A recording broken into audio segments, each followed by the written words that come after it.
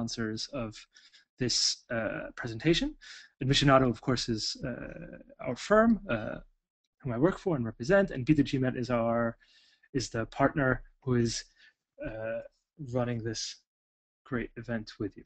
So my name is Yaron. I've been with Admissionado for, I think this is my 4th season now we're going to begin, since the 3rd one just ended, and my 8th as an admissions consultant.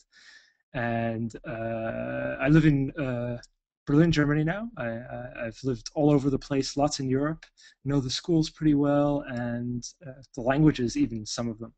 So very happy to be here with you. Well, let's get rocking, as we say. So, what is the European MBA? I'm sure you know, otherwise you wouldn't be here, at least a little bit. But a little bit, you need to unlearn what you have already learned to kind of wrap your brains around the European MBA. And this is our very, very, very serious presentation. So we're going to start with a short introduction. You probably know all this stuff already, so maybe it's not that useful to you, but we'll go over it a little bit. Then our second step, we'll go into some strategy and application tips for, let's call it the major programs that the majority of people apply to. And so that you don't get stuck in your ideas and think only these 2-3 programs that everybody hears about, you know, INSEAD and the IMD, LBS, they're the only good ones. We're going to also introduce a few other programs in other countries, so you can think about alternatives if you're interested in a European MBA program. And finally, we'll finish up with Q&A, so you'll have the opportunity to ask as many questions as you like. So, what is unique about the European MBA program? So, we'll start with number 2 because that's very, very relevant for now. It's very, very good deadlines for us because now it's, as you know, way too late for round 1 or round 2. They're all over in the US. All we have is round 3, which is really not so great, especially not for international applicants, unless you're super duper amazing candidate. So European MBA programs, many of them have round 1, round 2, round 3 in this time. So they're really great options for either people who started late or who weren't able to get into the programs that they wanted in the US. Another advantage is that programs are shorter and thus also cheaper. So you can get done with the program very often in 1 year. Not for all of them, but the majority of European programs are 1 year. Obviously, it's very, very, very good if you want to live, work, and study in Europe, or if you don't really care if you study, live, and work in Europe or the US. Especially good for people who are trying to build a global, international profile. So if this is you, if you want to be the international guy or girl who's flying around the world, consulting in India, going off to Jakarta, coming to France, going off to Switzerland, then European MBA programs may be the right things for you. So, but the main reason, the one that I always try to sell on my clients most, is that your return on your investment is phenomenal in comparison to US MBAs. I mean, the basic reason being that, first of all, the programs aren't 2 years but 1. Very often also the programs tend to be cheaper, to have lower tuitions, and the cost of living also tends to be much cheaper for students in European MBA programs. So cool advantages. You can take a look at the numbers that you have on your screen, the breakdown. Total real cost of Sloan MBA, $286,000. INSEAD, $136,000. So huge difference there. Makes a big difference for both time and for your pocket. So can be a good reason. Second main reason is the globality of the programs. I mean, even the greatest US MBA programs are not nearly as global as the top European MBA programs. So we're saying, 90%, 80% global. Very, very importantly, is not just where people come from and the fact that students are so international, but just as important is where you go to work afterwards. So as you see from Harvard statistics, which are similar to many US MBA programs, 80% of the people will stay in North America, whereas people who go to INSEAD and graduate from the MBA will go all over the world. So people are flying, getting jobs in of course Europe, but also openings for Asia, Africa, North America, anywhere you would want to be. So we're going to start off now with the three biggies: INSEAD, IMD, LBS. They're the holy triumvirate of European MBA programs, just like Harvard, Stanford, Wharton are in the US. There are, of course, many other top programs which receive top billing, and we're going to review some of those, talk about some of their advantages, some of the unique points about them, and let's just get straight into it. So LBS, maybe the best school, Limey, the best school. It's consistently ranked in the top 10 international programs, consistently also in the top 3 of international schools, and it's really also one of these schools that makes its way across the pond to even have impact in the US. So really fantastic business program. A very obvious choice for people who are going into finance. And they also have a very, very, very strong showing for consulting. So very, very global, students from 59 countries. And again, it's this kind of top program that anywhere you go afterwards, it has the name, the prestige that will get you the job that you want. It just happens to be in Europe.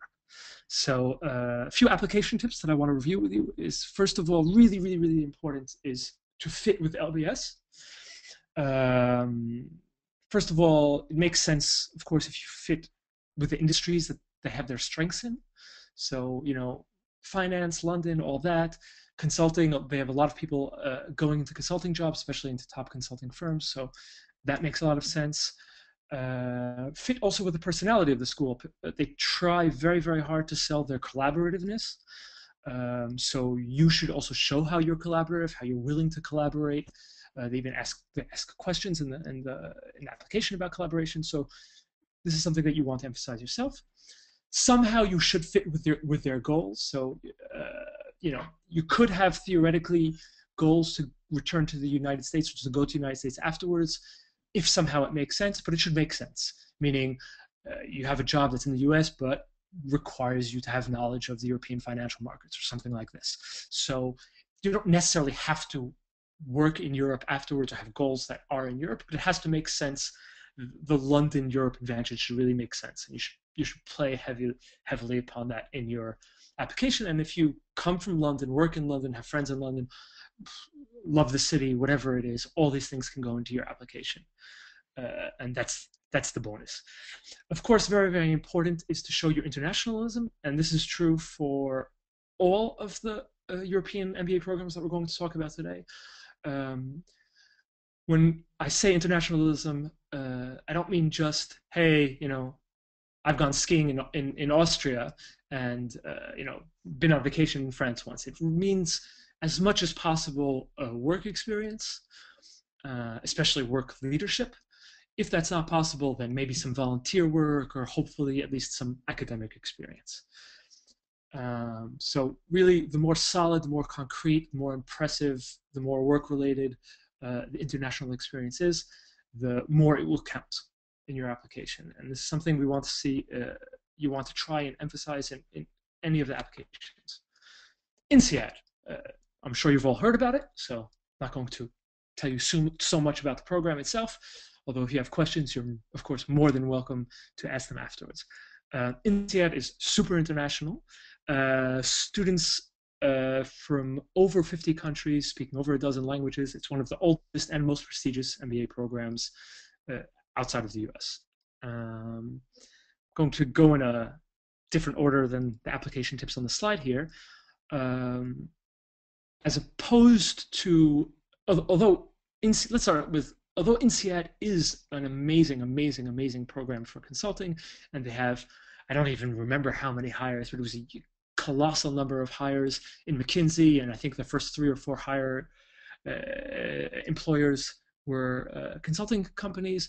So for consulting, it's really, really perfect. but also they are very, very strong in other areas.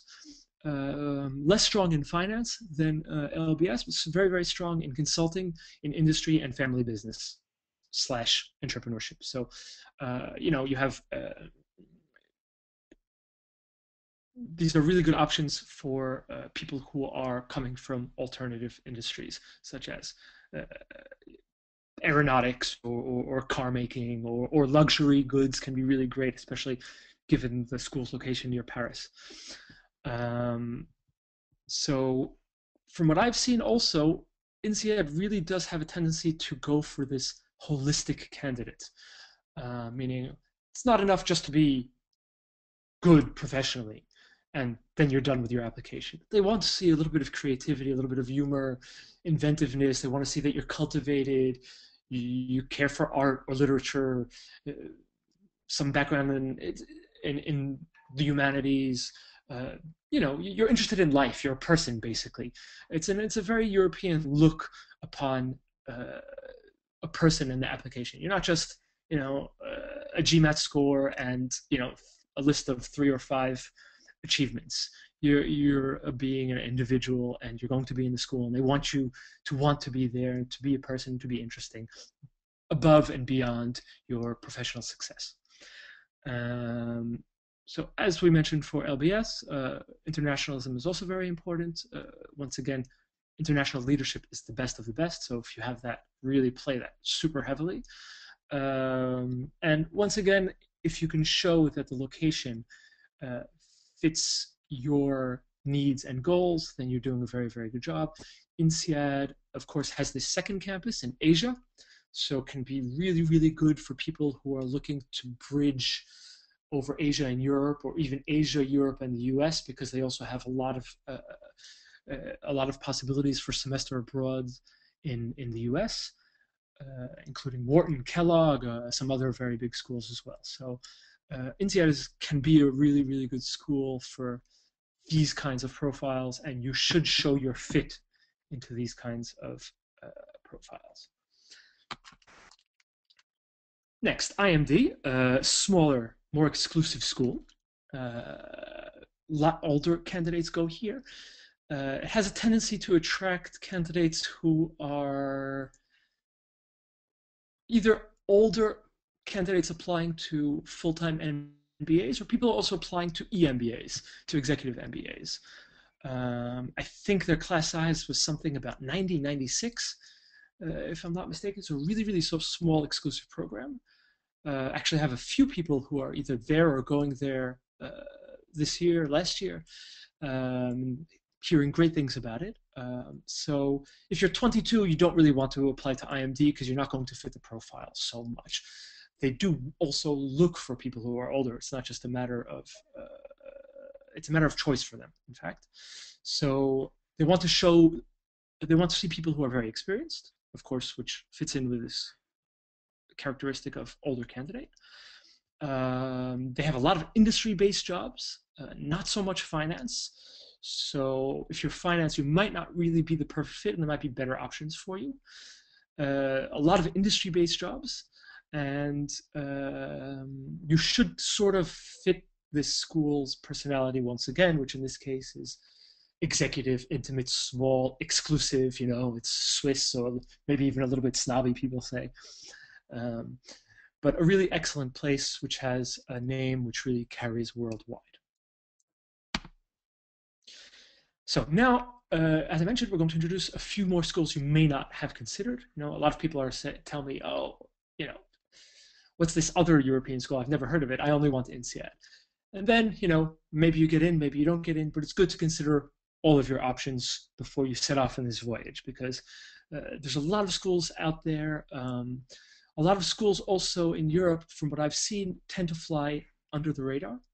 I always tell people about Germany as a classic example, since I live here, and as you who all read newspapers and are aware of the economic situation of Europe and the world, know that Germany is doing very, very well these days. There are plenty of jobs. They're hiring a lot of German firms, yet there's not a single German school which even makes a ranking. So it's kind of weird from a certain perspective. But on the other hand, you just have, as long as you understand that, the schools are relatively young, so maybe they haven't had the time to get into the rankings. They're not as well known. But the important thing is that there are jobs out there. So there are a lot more options than just INSEAD, LBS, and IMD. That's the thing. That's the point that trying to make. So the most important thing, as I always advise everybody, is your goals. So if the school can get you that job that you want, it can give you the skills that you want, can provide you the network that you want, then it's the right school, regardless if it's ranked 267. So a very funny picture here, or not so funny. I've actually seen a bullfight or several bullfights in Spain during a holiday. It was a very, very interesting experience. You can ask me questions about that also later if you want.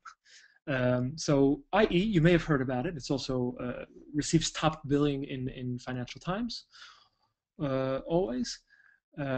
So here, first I would want to address a little bit of commentary and concern that I see both on the internet and in forums, and I hear both from clients that, okay, Instituto Impresa, what's going on? Spain is in the dumps. We'll never get a job afterwards. Why would we go there? But if you look at the hiring statistics, they're actually superb.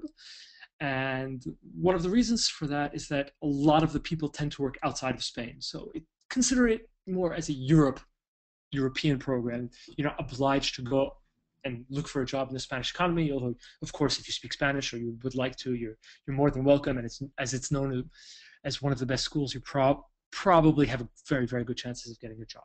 And the statistics bear this out. It's not my word that you have to take for it. So some of the advantages of Instituto Impresa are, first of all, its deep connection with Madrid's financial district. So it's a very, very good school for finance folks, as well, of course, as the traditional consulting, like most MBA programs. The school is very well connected to Latin America, one of the founding members of a Latin American business school network. So again, if your interests, linguistic skills, experience lie in this region, it can be a really great option for you, as well as if you speak Spanish. You also have the opportunity to complete your studies in Spanish, if you prefer, which is kind of cool. And the curriculum is composed of 3 core periods and 1 elective period. Okay, I don't know why I have that there. It seems like kind of like a boring fact. I could tell you these things about all the schools, and I don't know how much it would enlighten. But anyways, there are electives. And the question of the day, can I get a job? I think we already talked about that at the beginning. So let's go on to the next school. IESE. Again, one of the top Spanish programs. There's 3 of them that are always, again, very often, let's call in the top 10. It's Europe's first ever 2-year MBA program and was established with the support of the Harvard Business School. And they use the same case study methods. So you're going in, you're getting a lot of the same materials as Harvard students, different professors granted, and a different network and a different place, but still a fabulous school to go to in Europe, also with very, very good connections in Latin America. Nice advantage of IESE is they offer a 100% no cosigner loan to international students. So once you get in, you don't have to worry about the money. I mean, you have to pay it back, but you don't have to worry about not being able to get it. They also offer a bilingual degree, just like Instituto Impresa. Very, very good hiring statistics, with 94% of its graduates being placed within 6 months, and also very well connected. They have alliances with tons of schools, Kellogg, Wharton, CIBS in China, HEC in France, so lots of opportunities to broaden your experience and move abroad. La France. So I've lived in France, and actually you do carry a baguette that way, although by the time you get home, it's probably half eaten because it's so darn delicious. HEC, all right. HEC in France, actually HEC is the premier business school for the Grande École program, what they call. Their MBA program is really one of the top programs also in Europe. And probably number 2 in France. Small and intimate in the heart of Paris, as opposed to INSEAD, which is a little bit outside of Paris in Fontainebleau. So they have a somewhat longer program, 16 months, divided into 2 halves, where you have you do core program and then you do the personalized phase. It's a bit more Eurocentric than INSEAD is. So the large majority of students, I don't remember the exact number, but something about 80% work in Europe, maybe 90 even work in Europe, and about half of people who work in Europe end up in France. So it is, again, in the rankings, again, I don't remember the exact ranking because there are so many ranking systems, but tends to be ranked 20, 30, maybe something like this. But in France, it's considered number 1. So maybe this is one of the reasons why so many people eventually go on to stay and work in France. So if you're interested in, again, in working in France or Europe, a very, very good school. Okay, they have a hands-on consultancy program. Many other schools, to be honest, also have that. So we can kind of skip over that. One really, really strong point of HEC, and I've had a few clients apply because of this very reason, is that they're very, very strong in the luxury industry. That's a no-brainer. France invented the luxury industry with the invention of the perfume industry in the 17th century. So, you know, you've all heard of Louis Vuitton, you've all heard of all of the French perfume brands, so we don't need to elaborate on this. Really great for people who are interested in this industry. That's an ugly, ugly man. Good old England, as you can imagine. Oxford. Oxford you've all heard of, even if the business school you may not have heard of, I'm sure. It's one of the world's leading business schools, and I think after LBS, the second in England. The world's first and oldest university. Actually, I'm not sure, I have a doubt. It may be Western Europe's first or oldest university. It may be one in Asia or perhaps Africa that might have been older. But anyways, older than you and older than your grandparents, let's put it that way. Very, very beautiful school, beautiful, physically beautiful campus if you've ever been there and seen these English Gothic buildings. They are very strong in entrepreneurship. Consulting, I've actually heard from several people who have gone there that the place is just really, the people are really, really nice, in fact. I don't know if you read that in the brochures, but I've heard really good things about the people there. A few years ago, I think 2 years ago, they revamped their entire program to kind of mix and match teaching styles so that you have kind of 2010, let's call it the new millennium teaching style, not based just upon case study, but with simulations, projects, lectures, group studies, so on and so forth. Also very, very close to London, and thus also very good for people who want to break into the London finance scene. Application tip, Oxford does seem to be biased towards good people who show a real passion for the school. They know they are outranked by LBS and prefer to take on folks who have Oxford as their #1 choice.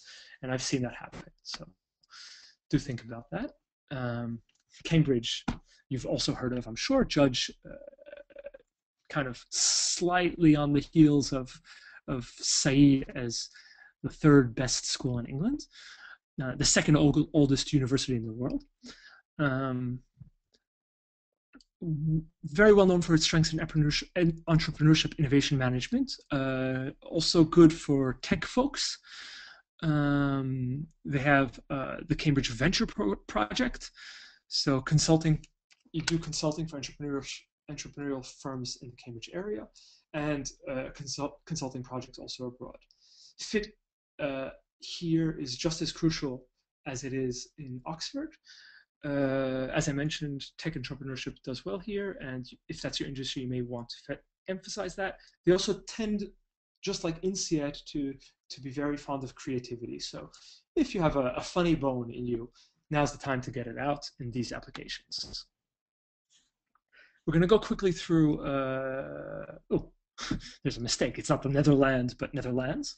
We're going to go quickly here through two other countries that we love, Italy and the Netherlands, and schools that are less looked at than the above schools that I've mentioned, but worthwhile taking a look into. STA Bocconi, very small program in Italy, and Italy's most famous MBA program. Quite international, just like HEC, also very, very strong, very, very strong with luxury business management program specifically. Again, not surprising given the school's location in Milan. RSM Erasmus is the Netherlands' most famous MBA program. There's a, as you can see, there's a theme going on here of the best MBA program of country X. They have partnerships with Wharton Ross HEC in Paris, emphasis on leadership with a personal leadership program, and also a very, very good option for older students. So, let me just take a breather there. That was a lot of presenting. Now we're about to come to the questions, but before I leave you, I want to leave you with some general overall application tips. First of all, prove your internationalism through real work and academic experience. If you write an essay, for the love of God, please do not write, oh, I went on a holiday with my parents and I visited France and the Eiffel Tower is very nice and this is why you should accept me. That's not internationalism. Vacationing in countries is boring. Everybody's done it. I mean, it's not boring, it's actually exciting, but to write about it, for the most part, unless you've had some wild and crazy experience, it's not going to be interesting. It's not enough to prove internationalism because it's so common nowadays. The schools, when they want you to be international, they want to see you, even if you're in a country, you know, if you're an Indian candidate who's never had the opportunity to travel abroad, you know, maybe you've worked on international projects, you know, at least corresponded with teams abroad. You probably have some things in your profile that you can get out. And you want to get that out as much as possible. Second, do be interested in their specific country and culture. I know it sounds like a no-brainer, and you've probably heard 1,000 times, you know, bow in Japan and drink wine when in France. Of course, it goes deeper than these cliches and stereotypes, but if you can show a certain amount of knowledge and interest in a specific place that you're going, it does count for something. Love mobility and have goals that fit with the mobility of Euro programs, meaning, you know, these kind of international McKinsey problem solver hopping around the world fits perfectly with INSEAD. That's why INSEAD, McKinsey hires from INSEAD these type of people. So your goals should kind of fit with this profile somewhat. So if you're going to kind of, you know, come from the US, decide to go back to the US afterwards, what sense does it make to go to a European program? So think about that when you're presenting your goals to the AdCom. Be passionate, be creative, show them your true self. This is really important, and I kind of want to emphasize this. The American programs are fantastic. I'm not trying to denigrate them at all. They're amazing and older for the most than European programs, and you know, Harvard, Stanford, Yale, unbelievable. Although it's a little bit late in the year for that, so that's why we're talking about European programs.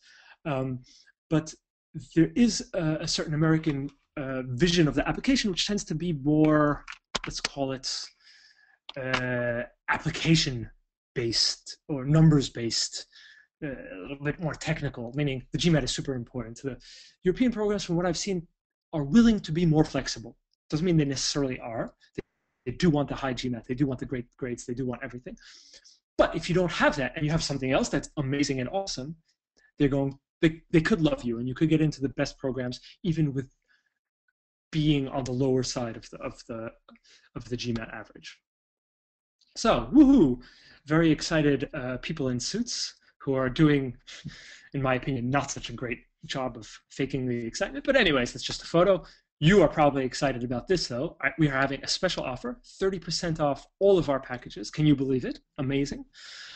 Basic, Junior, Deluxe, and Deluxe. And if you have any questions about what those packages are, I guess the best way is actually to go to the website, not to ask me.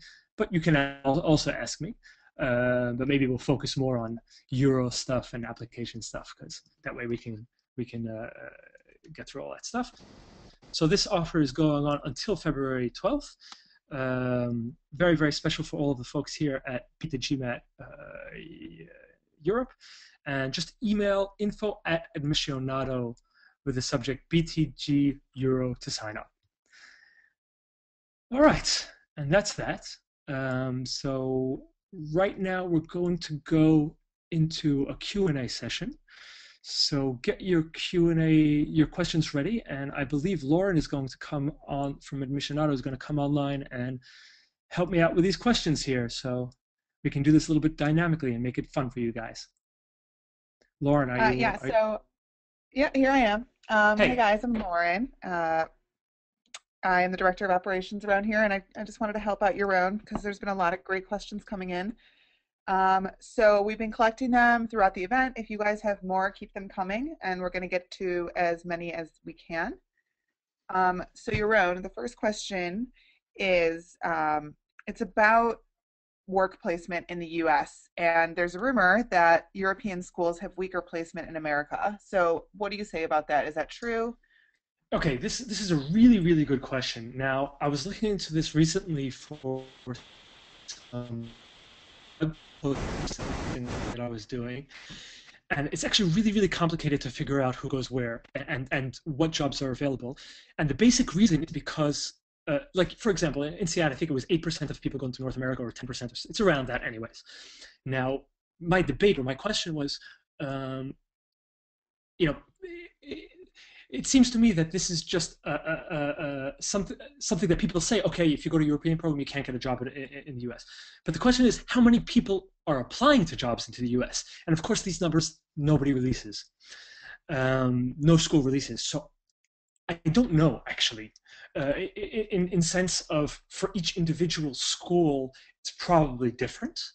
Uh, it's I would say that it's safe to assume that if you graduate from at least one of the big name schools, meaning INSEAD, IMD, Oxford, uh, etc., that you know if McKinsey recognizes these schools, they're going to recognize these schools in America, and likewise, American employers are going to recognize them.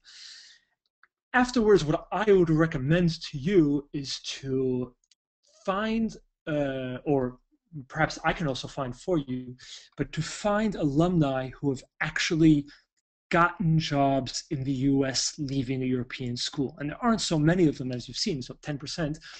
And to find out how hard or easy it was for them, because it may have been a piece of cake, actually. And my intuition tells me that the hiring is probably just as easy. It's probably similar, or I wouldn't say easy, but similar to what it is from a top US school. Maybe less good than Harvard, Stanford, Wharton, but nonetheless, probably pretty good. But a very, very good question, and a very difficult one. Didn't mean to stump you there. No, no, no. All right. Great.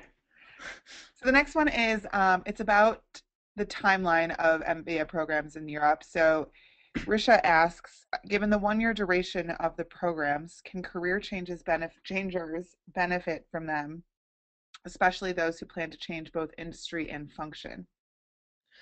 Of course, meaning the majority of people apply to an MBA program to make a career change. Most people don't do the same thing. So there is a certain, there's a certain argument for 2 years that you have the advantage, first of all, of time to think. Second of all, depending on where you apply and when of the internship. So for example, INSEAD in the January intake does have an internship, in the September doesn't, so it is helpful. Nonetheless, even without an internship, many people do seem to be able to make a career change. Not that a 2-year program doesn't have its advantages. So let's say there's a certain advantage to a 2-year program, yes, but it doesn't rule out a 1-year program. You can still change both function and industry in a 1-year program if that's what you want to do. It's a little bit harder, though. Okay, great. All right, the next question is, in terms of the caliber of the education at European programs, in your opinion, do you think that they are on the same level as the top American schools, or are the top American schools better? Are they going to provide a better education? Uh, Again, okay, I think the idea of uh, qualitatively better and worse is maybe the wrong way to look at things, even in terms of the best schools. Now, of course, always I tell people to go to the best schools they possibly can. If you can get into Harvard, you go to Harvard or Stanford or Wharton, whichever you prefer. Um, Ultimately, is Harvard a better place than Duke or Kellogg? Qualitatively speaking, I have no idea. Not that I have no idea, meaning it's such a specific question, and it's only better if it's specifically better for you and for your goals. Meaning, if you were a marketing uh, uh, guy or girl and you wanted to apply to Kellogg and you would rather go to Kellogg than to Harvard, you can make a very good case for doing that. Or if you want to go into sports management uh, and you wanted to go to Duke, or if you wanted to go into media and you wanted to go to UCLA rather than going to Wharton, even if you could get in, arguments can be made for all of these. So I don't like so much this question of better or worse. I think that the education in these European schools are, for the most part, fantastic. From what I've seen, from what people have told me who have gone there, so you don't need to worry about that. The question is, how does it fit you, both in terms of your personality and in terms of your goals and in terms of your needs. Um, so I hope that answers the question. And if you have a specific, if you want to ask the question in a more specific manner, you're more than welcome to get in touch with me or the Admissionado team, and we can try and figure this out whether it's right for you. Yes, perfect. All right, so the next one is you spoke a lot about different European programs, but there's some people in the audience who want to hear a little bit about ESAID. Do you have any application tips for that particular program or any advice?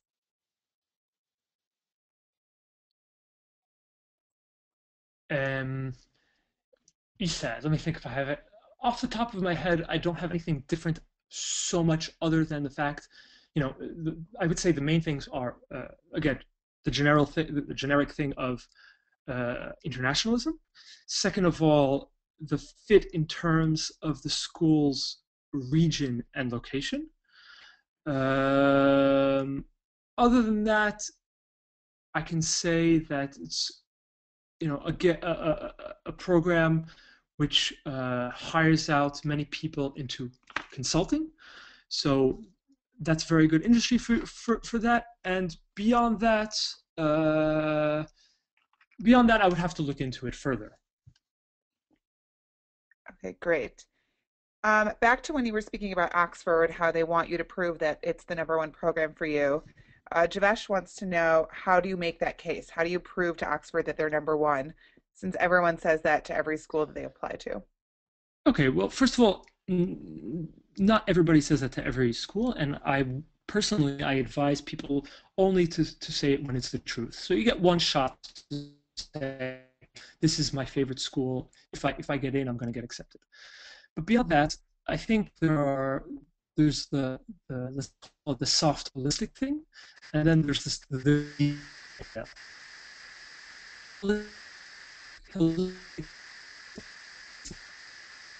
Oh wait, comes Yaron, from, I think we're losing you. meaning if you're, it's going to come out Oh in, wait, Yaron, yeah. can you repeat that because your audio cut out a little bit? Okay, yeah. So I was saying that the first thing is the holistic thing, which is basically the thing that comes from inside, meaning that uh, if you truly believe and truly feel that the school is an amazing place for you and it can really get you where you want to be and get you to your goals, it's going to come out in the essays. And if you don't believe it yet, you're going to have to make yourself believe it, because there's something about this feeling that comes inside that is really reflected in the essays. Of course, this can be improved through advising and technical help and consulting and to try and sharpen and make that better and stronger. But if it comes from inside, it's the best. And the other side of this is through detail. People who really love and know who really love a program tend to know a program very, very well.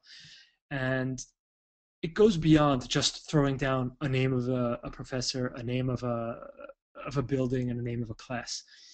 Um, it's kind of like the assemblage of all of these little details that you're going to take, that are going to be specific details that only you are going to find, that are only applied to you and your goals. And you put these together and you kind of add into this mix this passion that you have about the school. And this is what makes an amazing why our school essay. And it's something that has to be fine-tuned and worked on for each school, each time, basically from the start.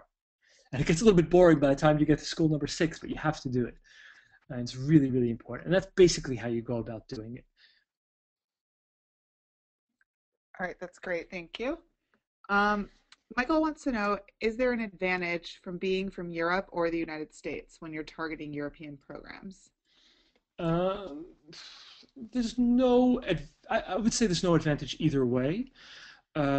Maybe there's a slight advantage to coming to the US just because it's a bit rarer of a profile. So you have a lot of Asian applicants in general and a lot of European applicants applying to European programs. You tend to have less American and African applicants. So there is a slight advantage, I would say. Again, it's not always and not for every school because it will depend upon the specific applicant pool, the specific round that you apply. But in general, maybe a tiny, tiny advantage to being American, just for being a little bit more unique. You're like the cowboy in Europe, so we're excited about that. Martina wants to know, do the applicants need to know the local language of the European schools where they're located? Not at all. Meaning it's not a requirement for any of these schools. It's not even necessary for finding a job. But what I will say, from having lived many, many years in Europe and having friends who work in various industries all over the place, if you want to advance in your career further along the line, you are eventually going in a European country that doesn't speak English as a native language.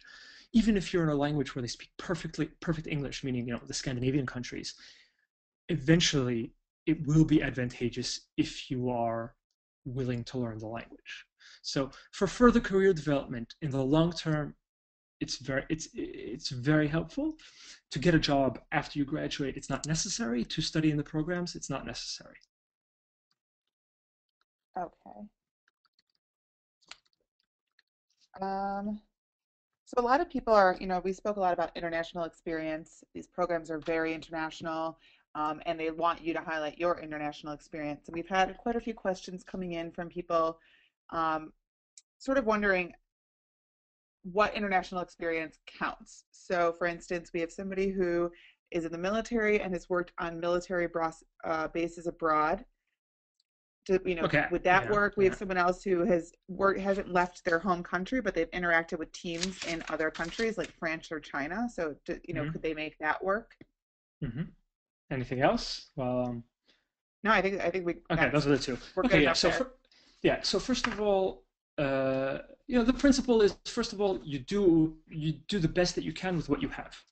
So if you're from a country where you only have team interaction abroad, use it and make it as strong and as important as you can.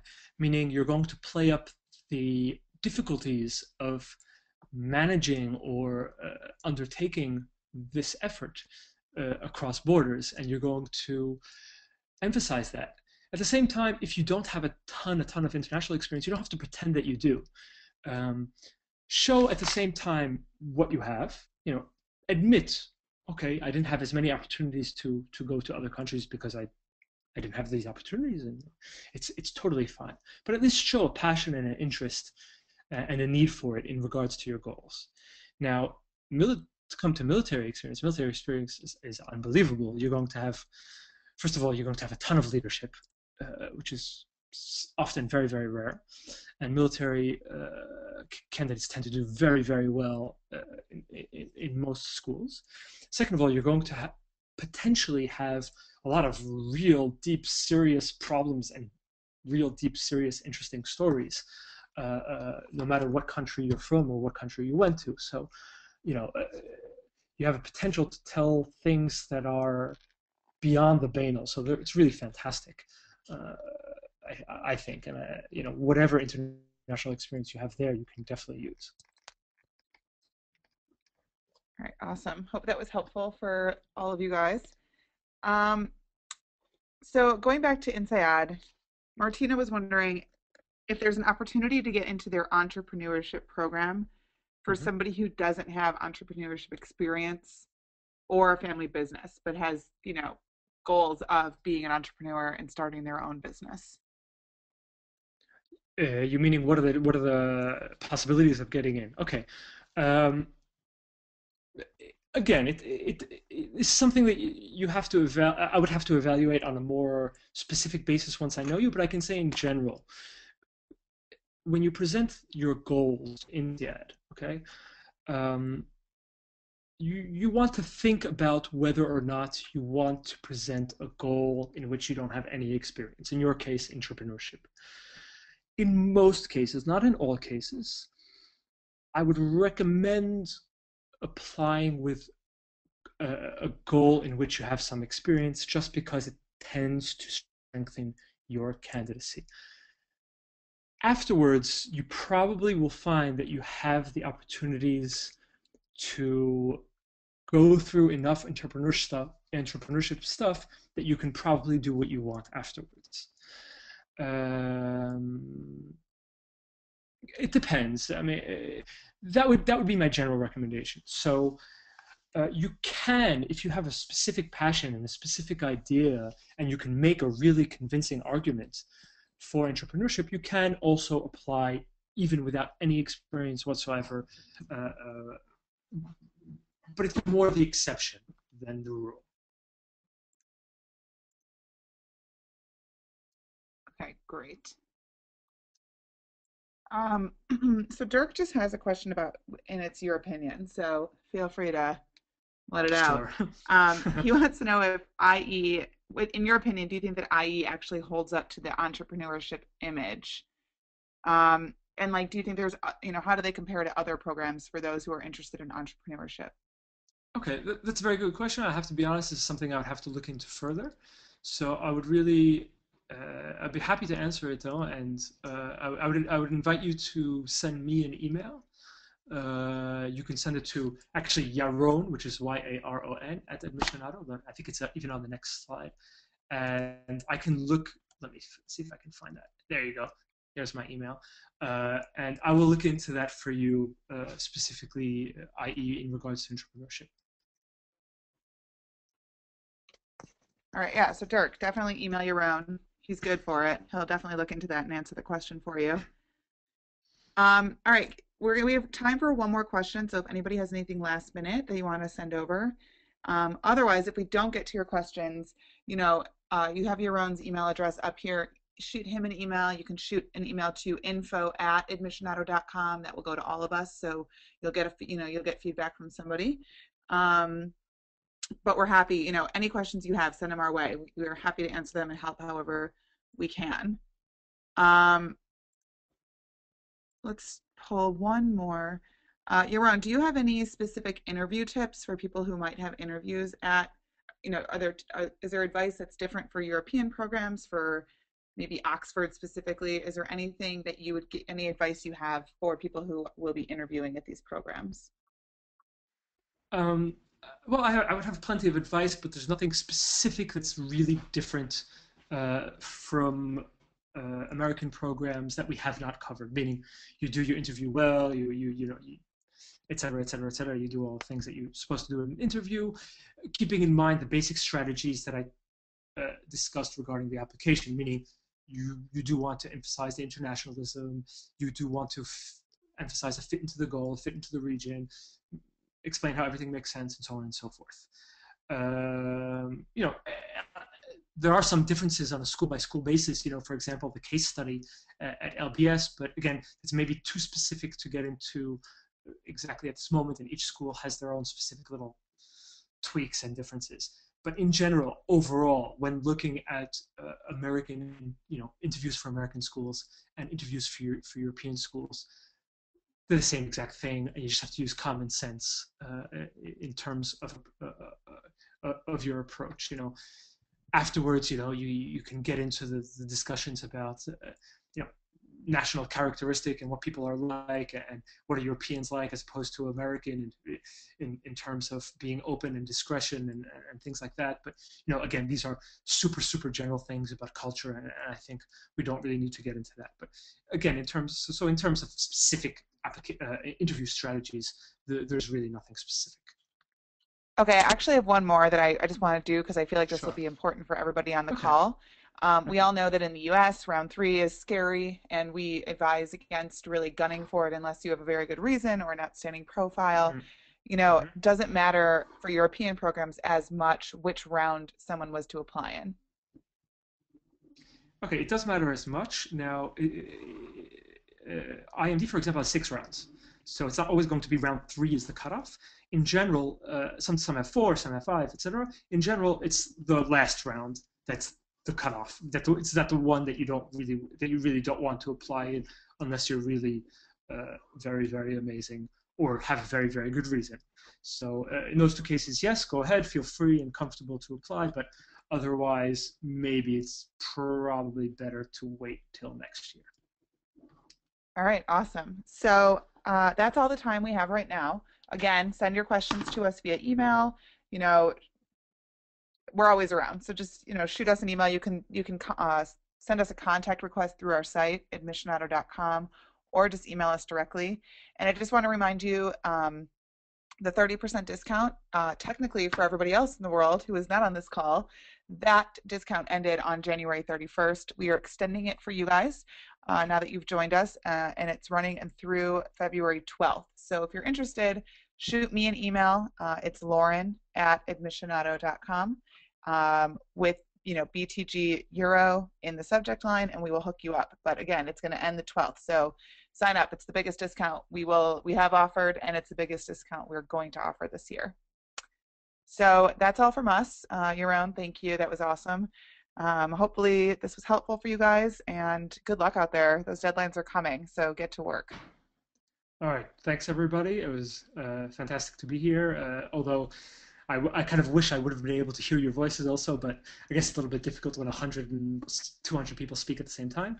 I also want to thank Beat the GMAT for running this fantastic program and also for the amazing forums with all this super information. So good luck on your applications, and if you have any questions, drop us a line. Ciao, as they say in Europe. Bye.